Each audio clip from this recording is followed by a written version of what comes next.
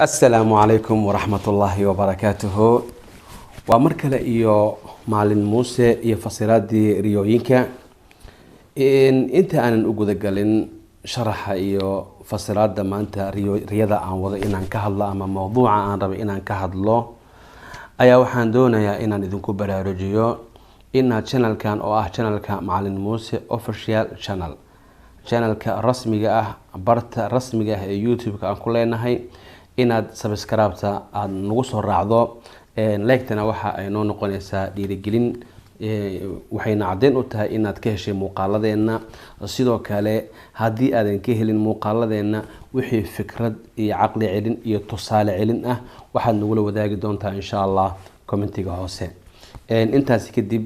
maanta waxaan rabaa mowduucayga ama mowduuca aan rabo inaan ka hadlo ayaa wuxuu yahay waxa in badan soo noqnoqday macallin waxaan ku riyoodaa aniga oo ilmo foolanayo oo dhalayo welina layma guursanin anigoo uur leh ayaan waxaan dhalay wiil anigoo dhalaan ku riyooday anigoo gabadh dhalaan ku riyooday anigoo ilmo badan dhalaan ku riyooday mana garanayo laymana qaba qaar ku leeyihiin haddaba tafaasiirta ama oraahyadu ay ka yiraahdeen dadka fasiro riyooyinka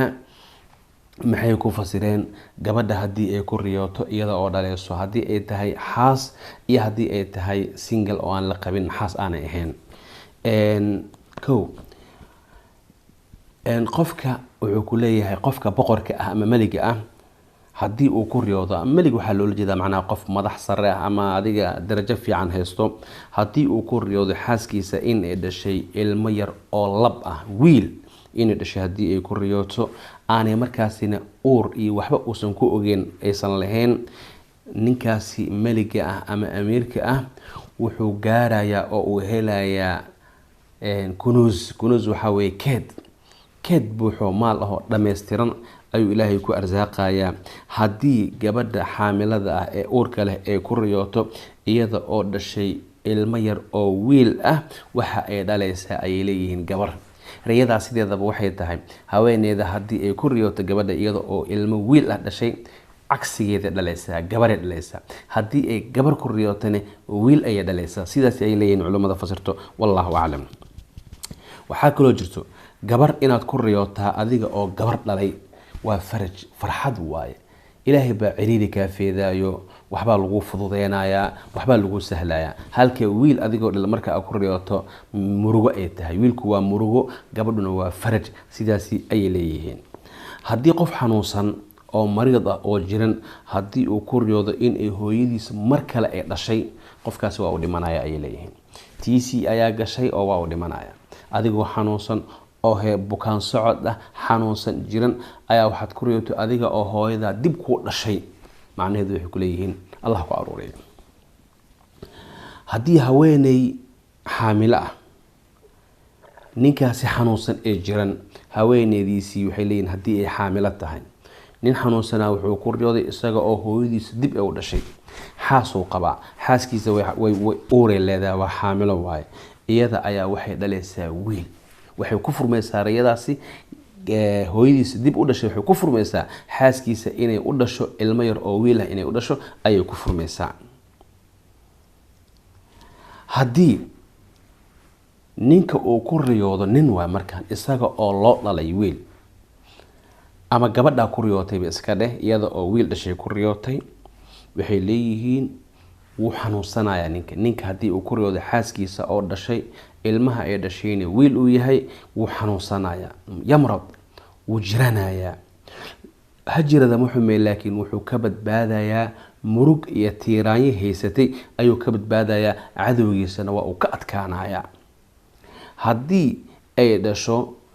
inantii xaamilka ahayd ee uurka lahayd iyada oo bisad dhalaysa hadii ay ku riyooto ilmahaasi ay dhalayso waxa uu noqonayaa tuug mustaqbalka Allahu a'lam saasi leeyihiin laakiin wiilka ayaa waxa uu noqon doona ay leeyihiin tuug ama isaga la xadi doona ama isaga ayaa dhac iyo wax buu geysan doona marka uu weynaado hadii qofka uu arko isaga oo dhalayo noocu doona ha ahaado iyadana waa fasir kala waa haduu ku riyoodo isagoo loo dhalay ama iyadoo dhashay gabadha haddii ay ku riyooto haddii uu yahay faqiir waxa uu noqonayaa qani. tafsiirka la dhahaa isagana waxa uu noqonayaa qani, hodan, lacag leh ayuu noqonayaa. haddii uu ahaa qanine qof markiisii horeba lacag haystay hodan ah haddii uu yahayne waxa uu ku dhacayaa hami iyo qami oo macnaheedu yahay walwal iyo walbahaar. haddii uu yahay caazib oo macnaheedu yahay scapulo ama single xaslaan haddii uu yahay tasawaja sariican ayay leeyihiin, sida uu dhaqsaha badan ayuu u guursanayaa. qofka singalka ah haddii uu ku riyoodo isaga oo dhalay gabar hadday tahay ama isaga oo loo dhalaayo inta guursaday ee ilmo loo dhalay waana casuubi single waaye, sida ugu dhaqsaha badan ayuu mataqaanaaye u guursanaya ayay leeyihiin. wallahu aclam. sidaan soo sheegnay qofka xanuunsan ee mariidka ah ee jiran hadduu ku riyoodo isaga oo loo dhalay ama isaga oo dhalay haddii ay gabar tahayne geeridiisa ayay arrintaasi caddeyn ay u tahay. haddii uu ku riyoodo qofka isaga oo gabar loo dhalay, ninbaa wuxuu ku riyooday xaaskiisii oo umushay gabar, waxaa weeye taasi macnaheedu waxaa waaye deentii ayaa waxay ku noqonaysaa laba jibaar, deentii aa ka badbadanayso, culeys ayaa noqonayo. waa haddii ninka uu ku riyoodo isaga oo gabar loo dhalay. laakiin haddii gabadha iyada ay ku riyoodo iyada oo gabar dhashay waxa weeyaan faraj weeyaan, sidaan hore usoo sheegnay albaabadii farajka oo dhan ayaa u furmaya. farqiga u dhexeeyo markuu ninka ku riyoodo isaga oo loo dhalay iyo gabadha markay ku riyoodo iyada oo dhalayso furuuqda ay ka mid tahay. farqiyada u dhexeeya riyada marka la joogo baabka tafsiir xilli marka la joogo ayay ka mid tahay.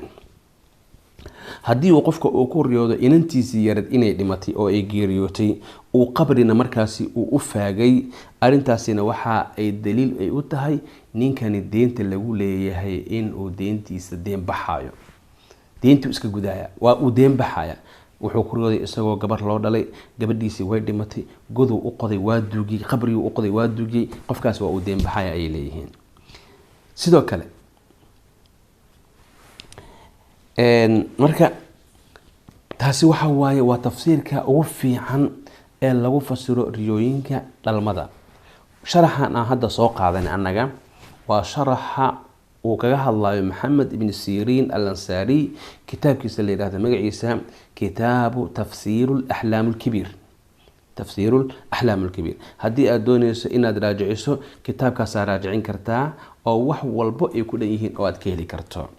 waxaan rajaynayaa inaad ka wada faa'iideyn insha allahu tacaala. insha allah darsiga xigo waxaan soo qaadan doonaa halkii loo bato oo la yiraahdo bal insha allahu tacaala bal shiikhu kasoo hadal arrintaas iyada ahne waynu kasoo hadli doonaa insha allahu tacaala. inta aynu cashirkan ama mawduuciisa kale aynu ku kulmi doono isla bartan youtube-ka ah, waa macalin muuse oo idinkaga tegayo idin leh salaamullaahi calaykum waraxmatullaahi وبركاته.